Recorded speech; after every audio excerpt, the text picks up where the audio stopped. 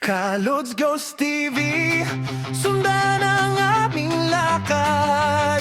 Sa gitna ng dilim, totohanan ang hinahanap.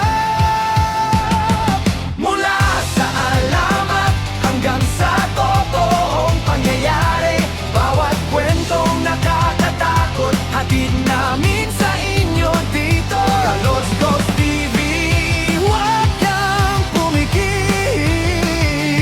dahil sa likod ng anino, mayroong nagmamasid.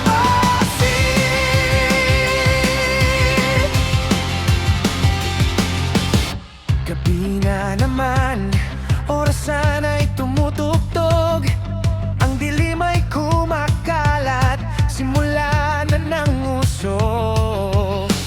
Sa mga lumang bahay, sa daang hindi kilala, saan ba nagtatago ang mga nilalang na di nakikita? May bulong sa tenga, may anino sa pader, mga kwentong kinatatakutan, ngayon ay ating isisiwalat. Hawak ang kamera, tapang ang ating sandata. Sa mundo ng mga multo, tayo ang magsasalita. Sabi ng iba, imahinasyon lang lahat. Sabi ng iba, totoo ang bawat hagulgol at galaw.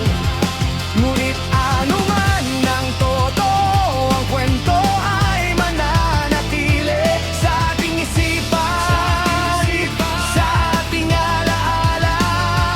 Habang buhay na mabubuhay, gisingin ang diwa, pakiramdaman ang paligid, baka katabi mo lang sila at nakatingin.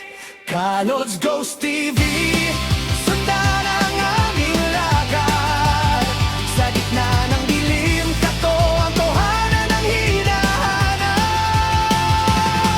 Mula sa alamat hanggang sa totoong pangyayari, bawat kwentong nakakatakot, hatid namin sa inyo dito. Kalods Ghost TV, huwag kang pumikit, dahil sa likod ng anino, mayroong nagmamasid.